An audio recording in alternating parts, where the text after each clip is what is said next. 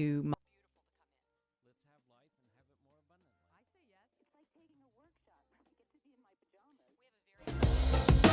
More abundant, more love, more joy, everything. It's inspired young people. Inspiration comes from within you.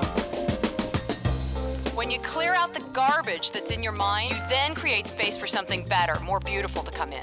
Let's have life and have it more abundantly. I say yes. It's like taking a workshop. I get to be in my pajamas. We have a very active imagination, which is why it's important to learn how to harness it and then point it in the direction you want to go. I listen to your show every day. It's time now for Living Your Inspired Life with Susan Burrell. Susan is no-nonsense, inspirational, motivational, and fun. This is Positive Talk Radio. Practical wisdom for everyday life. It's a gift you give yourself. Now, here's Susan. Welcome to Living Your Inspired Life. You're listening to News Talk 1590 KVTA. And before we get started, if there is anything you've missed or you're starting to hear the buzz that we have going on in the Ventura County area, go to livingyourinspiredlife.org and you can listen to all the great work we've been doing up until this moment. And you can tune in and tune up to develop your power perspective in life. So today, I'm very excited to have joining me today, Barbara Fields, who is the Executive Director from Association of Global New Thought, AGNT. So Barbara, thanks for joining me. Thank you for having me again. I'm so thrilled because there is something coming up in the very near future starting January 30th and it goes through April 4th. It's something that is very near and dear to my heart called the Season for Nonviolence. And I have been aware of this program for, I think probably 15 years. How long has the season been happening?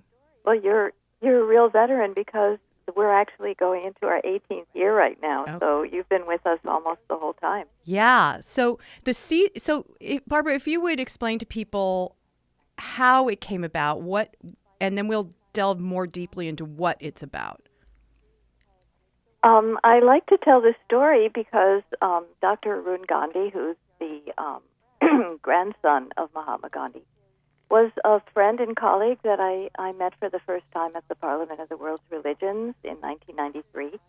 And by 1995 or 6, when we were still working together, and we were at a barbecue in the backyard of a mutual friend, and Arun said that his grandfather's 50th memorial anniversary was coming up in 1998, and he wondered if I might be willing to help him create some kind of a commemoration that was significant.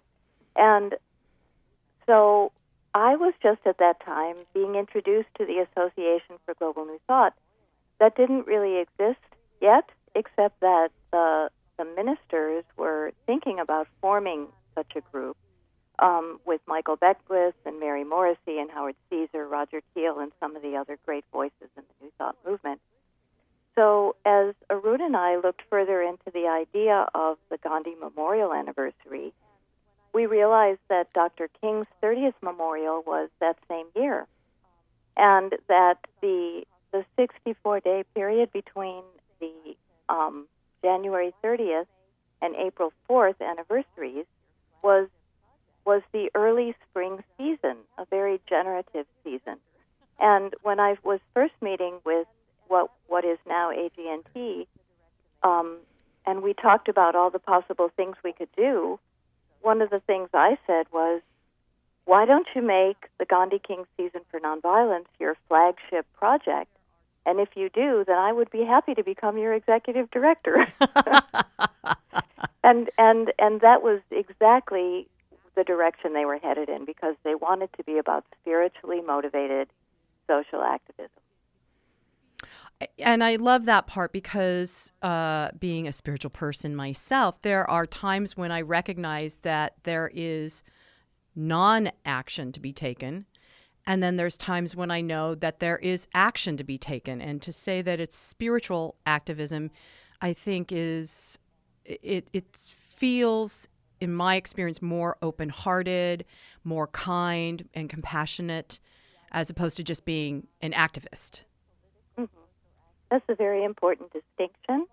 And what we realized early on is that when people have a family and one or two jobs and they're volunteering in their church or in their community, the idea of taking on cosmetic, political, social activism is almost impossible to sustain.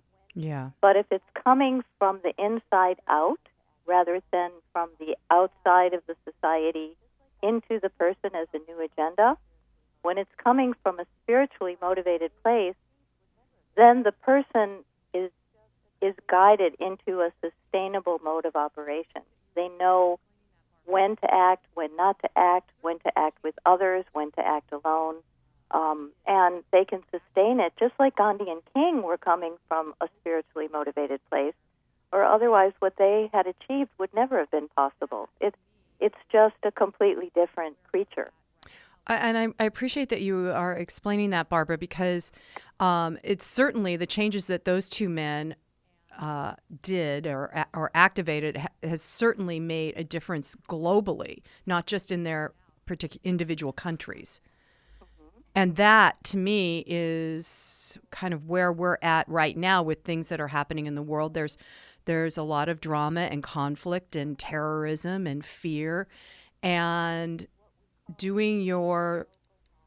being a spiritual activist working from the inside out makes sense to me, as opposed to, trying to fix the outside world first. Well, this idea, one of its most important features is what we call the omni-local model. And we've been working from that premise since 1998, because when people ask the question, what is global? Mm-hmm. The real answer is it's local everywhere at once. And different cultures and communities move in a different trajectory, and they have their own sense of timing and their own unique needs. So the idea that kept coming up in the beginning of this proposal was many people who were saying, I care so passionately about what happens in my family, in my community, in my country, in my world, but I'm just one person. How can I make a difference? And furthermore, I've never done anything like this before, so how could anything I do be important? And so we started developing the omni-local model, which means if you start with yourself as an individual, with your family, if that's what's appropriate for you, maybe it will generalize to a group in your church or a club in your community. But if we can coordinate many local groups doing the same mission at one time, using a common set of resources, but acting on, let's say, motivations that come directly from the unique needs of their community, which only they understand, we can't understand, then what you have is an omni-local model where many, many communities are acting in concert with a common purpose. And that really begins to show up globally, which is evidenced by the fact that since the inception of the Season for Nonviolence, we've had groups working with trackable, measurable activity in 900 cities in 67 countries. So this really answers the question, what can I do as a single individual with no experience? So, Barbara, give me an example of one of those trackable results. Well, for example, we use our agnt.org website is the parking place for all the free resources and programs, logos, artwork, multimedia, the foundation documents, everything that a group could need in order to get kind of up and running is available for free. You can download them right from the website. So one of the very first things that happened in the first year is that people, many of them from New Thought churches, were not quite sure where to begin. So we gave them a lot of historical information about the teachings of Gandhi and King. And we suggested that if they did nothing else but go into their own communities and do an inventory of other groups that were already working on peace and nonviolence initiatives and bring them together so that they became aware of one another and began to coordinate their activities, they would become more useful to the community in general. And so what happened is there was a model emerged that most people called local heroes. And they would convene a wonderful event, an evening or a dinner, and they would invite people from the community already engaged in the work, and they would introduce them by honoring them with a plaque or with a certificate and letting them talk a little bit about their work to each other in the community. And what we found out is in the first year, we probably had about 40-some cities who followed that model. So already we had achieved so much activity because, of course, they report back into us and let us know what they've been working on. So I realize I want to read the statement of purpose for the Season for Nonviolence so that everybody listening understands what it's about, because this purpose just speaks so deeply to me. I don't know about anybody else out there, but it means something to me. So the Season for Nonviolence, our purpose is to create an awareness of nonviolent principles and practice as a powerful way to heal, transform, and empower our lives and communities. Through an educational and community action campaign, we honor those who use nonviolence to build a community that honors the dignity and worth of every human being. We are demonstrating that every person can move the world in the direction of peace through his or her daily nonviolent choice and action. I agree with you. I think that's a wonderful statement of purpose, and it's really sustained us through the past 18 years of work. One of the things when I got involved with the Season for Nonviolence when I first moved to Ojai so many years ago. And one of the things that I personally loved is my son was young. He was still in elementary school. And there's a daily practice, a daily affirmation to do every day for the 64 days. And we did it. I did it 3 years in a row. In fact, I told my son I was coming to speak with you today, Barbara. And I said, do you remember the Season for Nonviolence? He goes, oh, yeah. Oh, yeah. So, and what I love about the 64-day practice is it does what you said. It starts with the individual first. I think it's so important to individually, and we talk about this on Living Your Inspired Life often, that it is, you start first with you. You start at home, in your heart, in your mind, looking at what works in your thinking and your belief system and your life, and then what doesn't work. And so this practice during the Season for Nonviolence is very powerful, very subtle, but very powerful, because daily you're focusing on where are the areas that I might be in that place that would seed violence in my life or out in the world. And the violence could be just how you are thinking about yourself, not even how you're thinking about other people. But if you've got some sort of negative self-hatred talk going on in your head, well, that's violent. Yeah, Barbara? Well, this you've pointed out this very important piece, which is, what do we really mean by spiritually motivated activism? And if it doesn't actually begin with personal self-reflection that's very authentic, then you might as well not even go further, because that place of individual understanding and contemplation is the only place you can actually teach anyone else from. Because in truth, you don't really teach anyone. You're more like an example or a demonstration of a better way of being, and that's exemplified by Gandhi's wonderful quote, "You have to be the change you wish to see in the world." You can't just preach it to others, especially kids, because they know that you're pretending right away if they don't see it in practice. Right. In fact, in these 64 ways and days, we have no less than 20-something versions that people have submitted to us over the years because they've made their own versions, including a Spanish translation version. So there's many different choices that come from the same basic principles, but are just a little bit different depending on what you're looking for. And I think it's very important to know that the tools we offer are very flexible, and there's a very wide range of choices, which kind of provides a shortcut way for people to get to work rather than have to spend months and months reworking content and generating material. Mm-hmm. Well, I want to read to everybody what the practice is that starts the season, because the first part for the first 23 days, I guess it is focusing, like we've just been talking about, on your personal change and learning how to be less hard on ourselves and more compassionate by building a way of being courageous within your own life on how you deal with your stuff.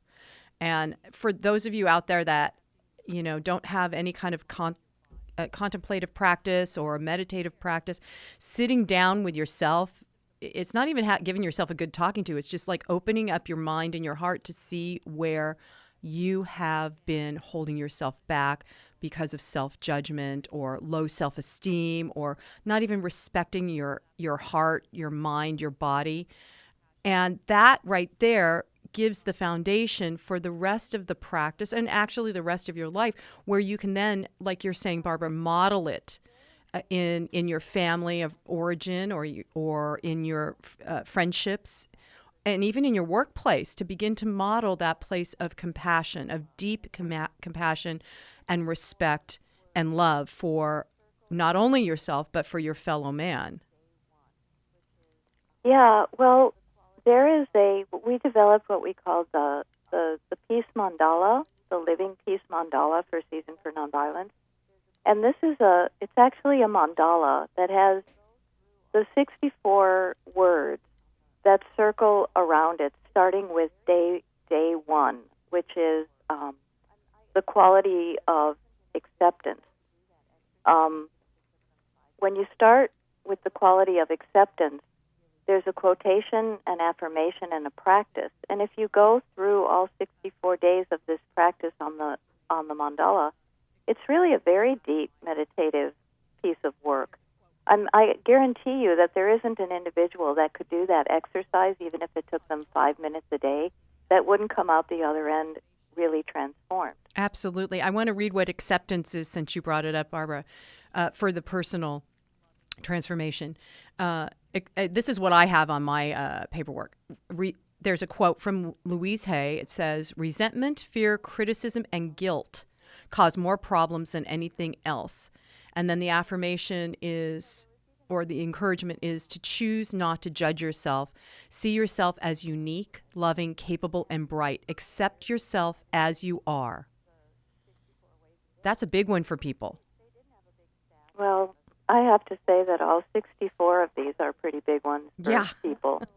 And so you can, there's a wonderful mission retreat center here in Santa Barbara where I live. And one year they decided to do the 64 ways and days because they didn't have a big staff or a lot of people to work on season, but they wanted to participate.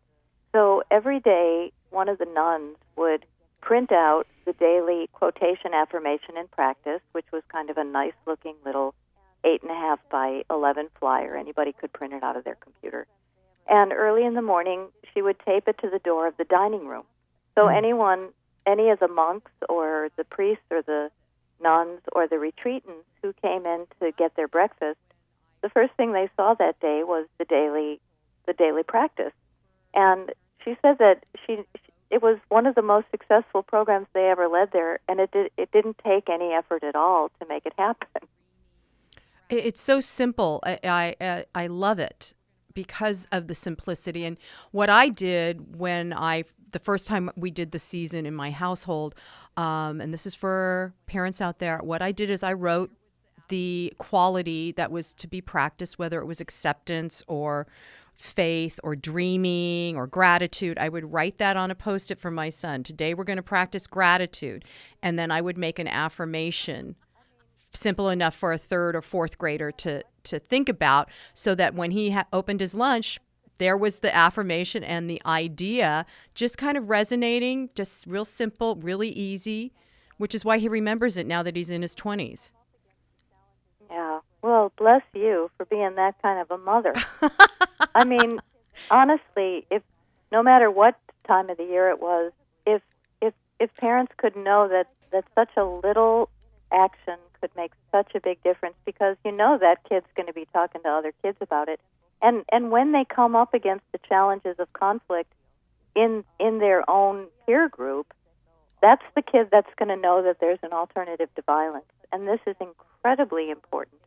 But I do want to point out that there's a whole range of activities. So in addition to doing the personal practice, which is a very simple thing that requires no funds, no maintenance, no big deal, we have activities that go all the way up the food chain to an example such as the fact that the Colorado State Senate has passed a resolution for the Season for Nonviolence every year since 2009.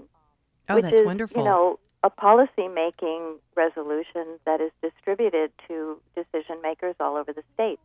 So, you know, there's an entire range of activities, and the tools for which can be found on this website for churches, for communities, for schools of all levels, from preschool all the way up to college and curricula. If people say that they care about peace, then they have to unpack what peace means. And you have to have an understanding of nonviolence and social justice and human rights and poverty and equitable distribution of stuff and resources.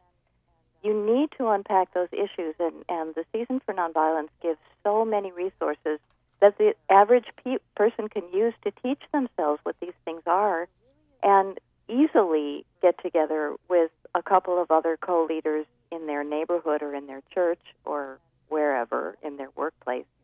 And I think people underestimate that if they really care about the issues of their community and of their world, there really is no excuse for being a participant.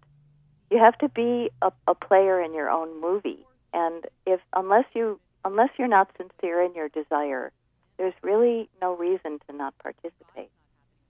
Yeah, I think there's a lot of people out there that, you know, listen to the news, the buzz that's currently going on, and then there's that seed of hopelessness that happens, especially, or just disengagement because, well, that's happening way over there on the other side of the planet. Why do I have to worry about that? Thank God it's not happening in my backyard.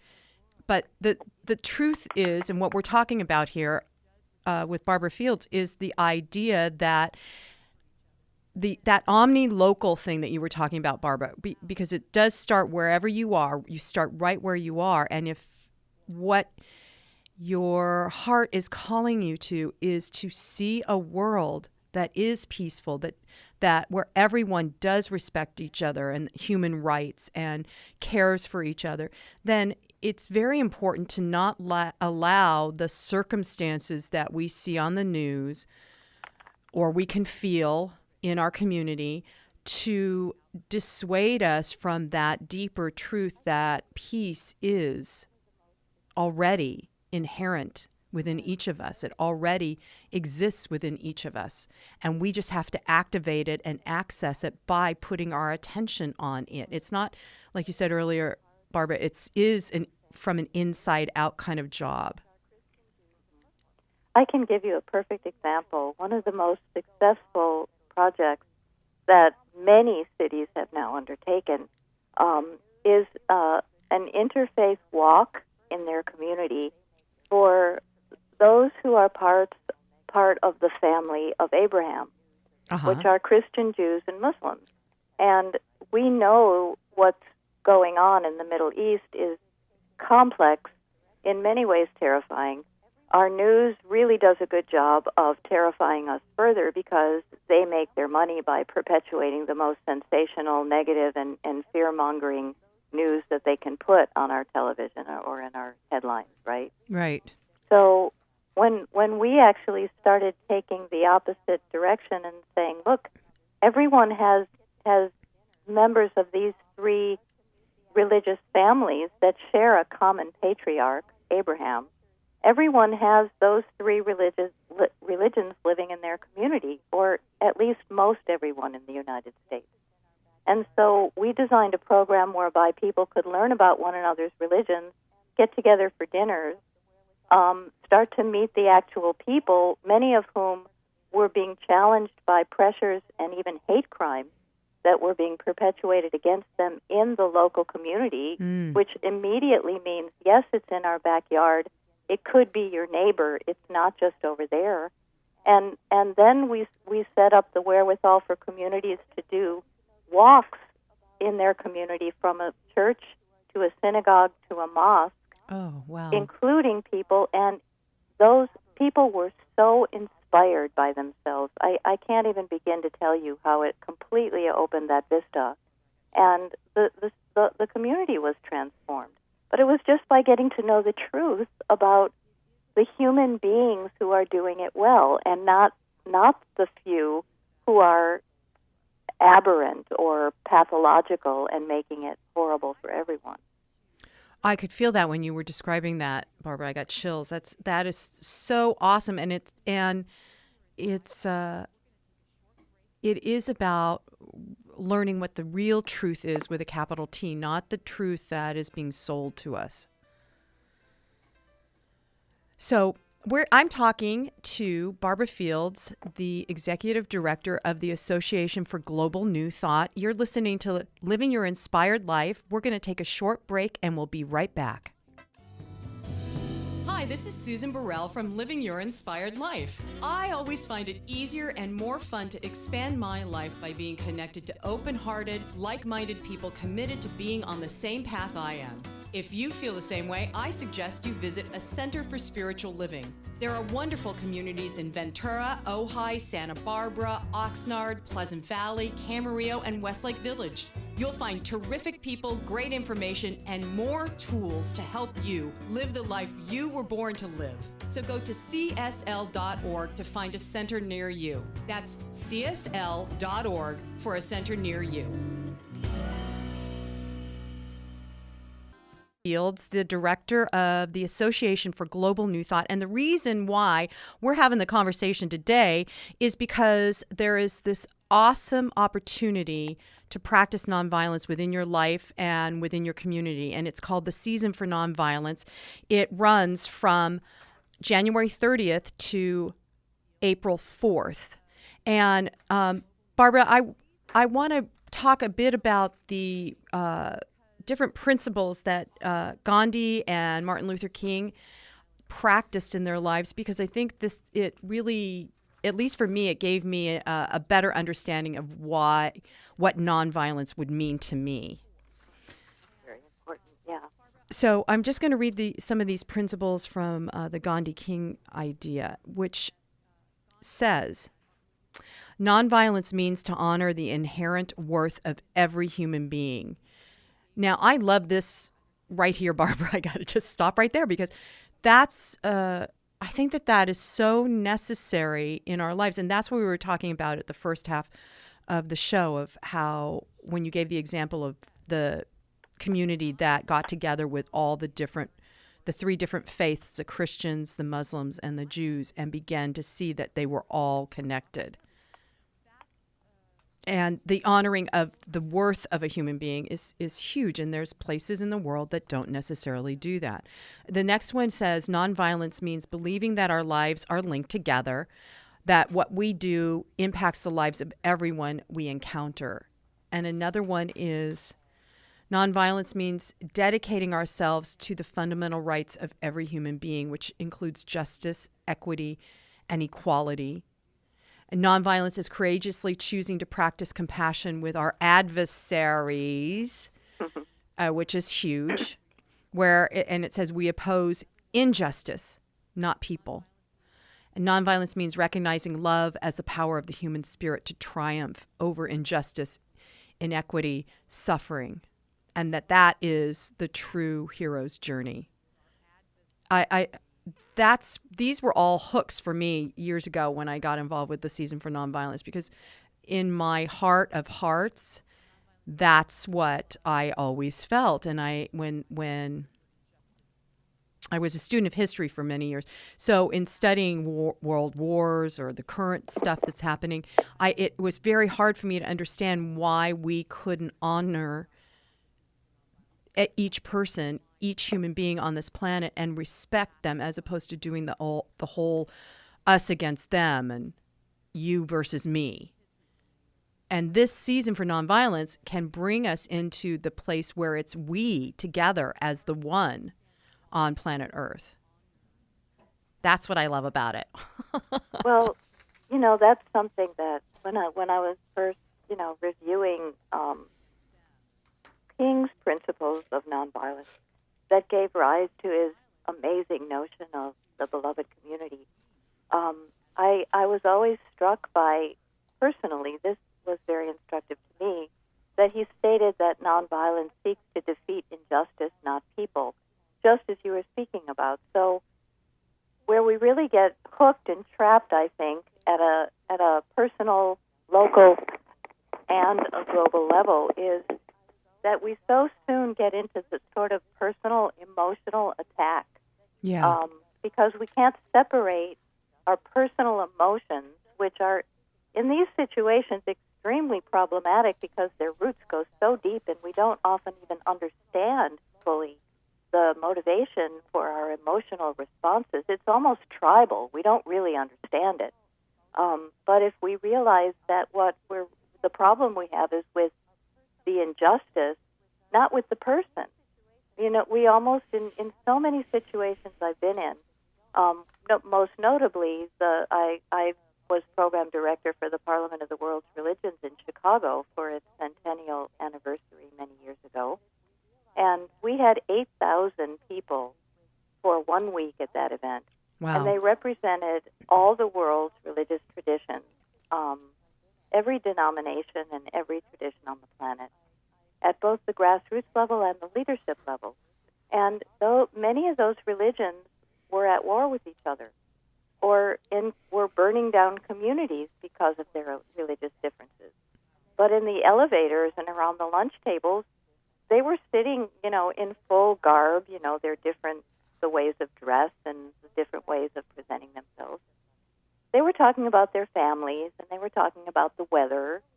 They didn't have any problem with each other, but their religious principles were giving rise to all this violence. So what does that tell us? Yeah. Well, it's interesting because this idea, the emotional attachment to whatever our beliefs are, like you were saying earlier, it is the thing that tends to drive people kind of crazy, a little dysfunctional. And when we can become clear on what it is we believe, and we can allow another individual to believe something that's different and still be okay with that individual, that's huge. People have they have more in common in terms of the human heart than they have differences that are piled on them as a matter of cultural acclimation.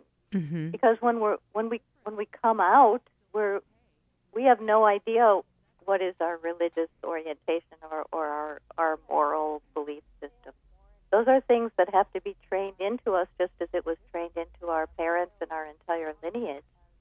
So there are very few people who really deeply understand the origins of their own belief system, but they'll fight to the death for them anyway. Yeah, that's fascinating to me. And a little frightening if A little frightening. Yeah. It shows the kind of work we have to do. Right. But there's a kind of a shortcut, and that doesn't really eliminate the work, but moves to the center of it, which is to say, instead of focusing on the differences, why don't we start by focusing on what we share in common? And when you understand what the human heart, not the religiously defined and divided heart, but what the human heart shares, you find immediately that most of the things that we want are shared values. Yeah. So on the website, there's also something that talks about Martin Luther King's 6 steps to social change. And I thought that these were interesting. I'm sure you gathered this all together, Barbara. But so the first one is information gathering, and then education, then personal commitments, negotiation, direct action, and then the last one, reconciliation and healing process. And just thinking, Brilliant, Cal. yeah, it's so smart, so that you're not just going off half-cocked. You just if you can educate yourself by gathering that information and then decide what you want to commit to, then you are able to take some action. And but the last one, reconciliation and the healing process, that feels like that's something that needs to happen all the time throughout all of it anyway. Well, of course, King's speaking about reconciliation and healing on so many levels. So you're exactly right about that the reconciliation and healing probably has to begin even before information gathering. It's probably more like a circle than it is an outline. Right. It is. Yeah, that it feels like a circle, because I think that it's the wanting to heal that brings us into a deeper place of, okay, what is it I need to reconcile? What is it I need to come to terms with within myself, or within this conflict, or within this relationship, whatever it is, so that I can move forward. I can take action. Well, it's also very pointed in terms of we last year when Nelson Mandela died, we added a program focusing on his life and his work to the Season for Nonviolence, because I wanted to mention that it's a campaign that is ever evolving. We have added work of Cesar Chavez and His Holiness the Dalai Lama, as well as Nelson Mandela, because it's important to know that these are exemplars of this kind of behavior that have had world-changing effects. But there's no end to the list of people who have contributed to this body of work. And in terms of reconciliation and healing, Mandela was wise enough to lead a nation into the understanding that even though there was anger and violence and hatred in South Africa in the process of apartheid, that once the battle was won, you couldn't leave a nation in a state of anger and hatred. There necessarily had to be then steps taken to include and reconcile and heal with the other side, not against it, but with the other side, in order to create a more peaceful social order. So once you win, then what do you do? Right. That's really a very interesting question. Well, it's interesting to me that you bring that up, because as you were speaking, I was thinking of like the ending of World War II, and where Germany got sliced into all these different pieces of a pie, and a wall came up in Berlin, and so there wasn't an opportunity for the individuals that were able to reconcile, to heal, and I think it's just kind of continues to reverberate in our human psyche still, that there was such a horrific Holocaust that still needs some healing around. Or same with the Civil War in the United States. There's still some healing that needs to happen around that. Well, I can't think of a single notable conflict that doesn't fit that description. Yeah. And my husband's a part of a Quaker community, and he goes into the men's prison up in San Luis Obispo every month for a weekend, and he works with the inmates on a program called Alternatives to Violence. And the reason I bring this up is because once these people, who are in many instances acting from a lack of awareness and just really bad values that were entrained into them growing up, and so many of them are young, and so many of them are people of color, and the system ends up winning against them by incarcerating them, right? Right. But the recidivism rate of people who serve their term and then come back is so high. And the reason is because until and unless we have these retraining programs like the Alternatives to Violence program, these people don't learn that there is any other way to live. But once they do get introduced to even the basics of another way of living, the statistics in this program show that the recidivism rate goes down.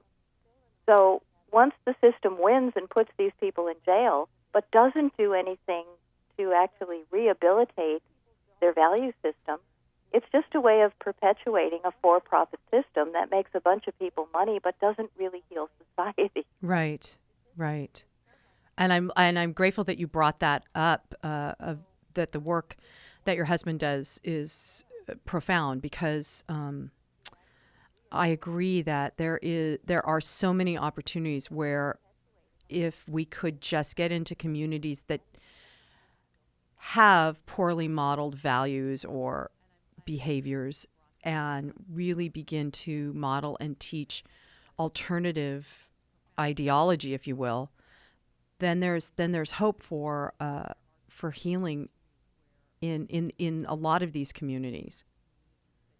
Yeah, I mean it's a big job. I mean, for any of us who humbly think that we can contribute even a piece of this. But the fact is that if we don't each of us humbly contribute a piece, then there will be no transformation. I mean, if not us, then who? What are we waiting for? It's certainly not our leadership. I mean, that's a thing of the past. We can't be relying on our officials and our leaders to solve these problems, because, frankly, they don't have much of an investment in these problems being solved. They have much more to gain in many cases from keeping things just exactly the way they are now. Divisive. Exactly. Keeping things divisive. Yep, we're seeing it in our country right now, aren't we? Mm-hmm. So, I want you to speak a bit about the United Nations program that's been evolving and happening. Well, our New York City task force has always been a very strong one since the very beginning, and we launched the season at the UN in 1998.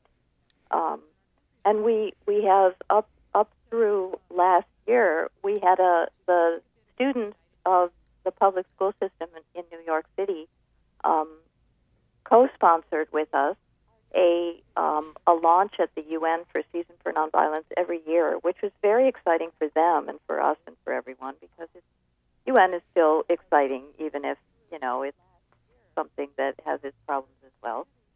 But I think that the most interesting part of the story is that 2 years ago, we had permission from the Office of Tibet to add Tenzin Gyatso, His Holiness the 14th Dalai Lama of Tibet, to the official Gandhi King Gyatso Season for Nonviolence, because they thought it would be a good idea to not just have people who were no longer with us, but people who were still living that were making a big difference in terms of their nonviolent social change principles. But when we went to the UN, because of the pressure that was imposed upon them by China, the students were told that they couldn't include any information or even say the name of the Dalai Lama during their program. Oh my goodness. Because of the exclusionary attitude of China toward Tibet. So it was too late to do anything about it the year before, the first year.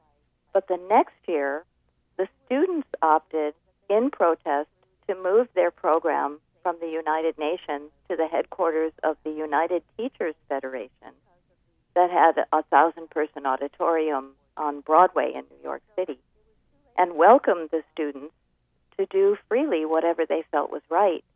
And I felt that it was magnificent that the students actually staged a protest against the UN because of their exclusionary thinking.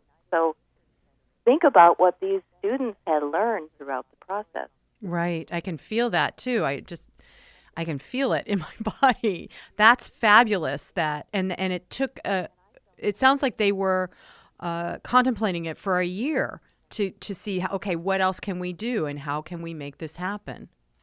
Well, they followed King's 6 steps of social change, and after they decided to make a personal commitment, the next thing they did was enter into an active negotiation, and then they took direct action. So they really were practicing what they were learning. That's so fabulous. I love that. And so then, what are I want to talk a little bit more about the Dalai Lama, if you wouldn't mind, of some of the principles that he is bringing into the season for nonviolence, so that people know. Well, as I consider the Dalai Lama a living legend of nonviolence, which is also important to remember because if we can't get too deeply because of time and other considerations into the very long-standing conflict between the desire of Tibet to maintain its own autonomous region within the main territory that China is claiming as its own, because what they don't want independence as a separate legal entity. What they really want is autonomy, so that they have a chance to maintain their own religion, their own culture, their own language. But China is unwilling to comply with that, and so the amount of violence that has been perpetuated against Tibet is commensurate to the Holocaust that you were speaking of earlier. Almost as many people have been lost, most of them monastics. But throughout this, the Dalai Lama has maintained a strict position of nonviolence, that however the conflict be resolved, it can't be using violence against the Chinese people or the Chinese government. So in the face of that kind of devastation, it's remarkable that he can hold this position. That's huge modeling for the world, for many people in the world, if they would just open their eyes. Well, the Dalai Lama represents the 14th incarnation of the Bodhisattva of compassion. So if he's not modeling compassion in his own behavior, then the whole concept of Bodhisattva becomes extinct. It's not really an option. It's the nature of the entity. Right. It's interesting, Barbara, because several years ago when I was first on the radio, we were talking about the Dalai Lama and everything that you just mentioned, and I was out to dinner with some people, and they were asking me about the radio show, and I mentioned these are the concepts we talk about: nonviolence, compassion. Like, for instance, we were talking about the Dalai Lama, and this woman across the table from me, who was ultra Christian, stood up. I'm talking about violence, and was yelling and screaming at me, and saying horrible things about the Dalai Lama. And I just sat there and allowed her temper tantrum, because I thought this poor woman doesn't even know what this being the Dalai Lama is, or what he teaches, which is exactly the principles that Jesus, the master, was teaching. Well, bingo. There you go. Yeah. I don't know why the very conservative Christian right has such a knee-jerk reaction. I don't think it's just against the Dalai Lama, but he really is a button presser, it seems, for that sort of person. I've encountered that myself. But they it's seem to have fascinating. the same impression of notable religious figures from other traditions as well. So, if that's of any comfort. Yeah, my sense is that there's a fear that if there's somebody else who, quote unquote, gets worshipped in the world, it takes away the power and the presence of, quote unquote, Jesus, our Lord. But that's very interesting, because there are many who love Jesus as a teacher and as an exemplar and as an avatar so devotedly. Mm-hmm. And what they're realizing is that in his own work and teaching, he would be agreeing with us fundamentally, not really telling people that he's the only one, but saying, these are the principles that are present and need to be respected and enhanced in all the peoples of any society that you would encounter. So it's funny that it's likely that he himself taught exactly the idea of inclusiveness and mutual interconnectedness. Oh, yeah. And that's part of the 64 days of the season for nonviolence in the daily practice, because a lot of it is, at least to me, are things that if you are a Christian or a Buddhist or a Jew or practicing Islam, there are commonalities throughout the daily practice, which is about reverence and integrity and acceptance and faith and openness and unity and service. It's I just can't stop saying on Living Your Inspired Life, there's only one of us here, and we're all it. We're all interconnected all the time. Yeah, I agree completely, and I think it's important to note that what distinguishes this work from, sort of quote unquote New Age thinking, which is an easy way for people to dismiss it if they categorize it that way, is that to the contrary of wanting to say that we're all one big homogeneous, undifferentiated, soup, what's really true is that Season for Nonviolence and the other things that we're really endorsing is a way of getting to really know the history and the mission and the purpose and the definition and the practices of other people and other cultures, not to dismiss them into one homogeneous soup, but to say the more you really get to understand who the other really is, the more you understand that they are the same. So we're not trying to diminish the differences at all. Those are the unique gifts that all the cultures contribute to the planet. And I think that's the thing that also hooked me when I first found out about the Season for Nonviolence. It is about celebrating the differences and celebrating the commonalities. So, Barbara, I want to drive everybody to the website, agnt.org, Association for Global New Thought, because there are a whole bunch of tools for free there that we can download and look at and share with our family and friends for the Season for Nonviolence as it begins on January 30th. What else do you want to say about the website before we close? It's easy to get to the Season for Nonviolence part of our website. It invites you to sign in on the first page. And we want to hear from you, because it's the only way that if people sign in, it's the only way that we know that they're there, which then becomes the way that we can support them throughout the season. So it's very easy. Even if you just want to find out more as an individual, if you want to join a group in your area, we can tell you where the groups are that you might want to contact. If you decide that you're ready to take leadership for a group, we can send you instructions about how to get started as a leader.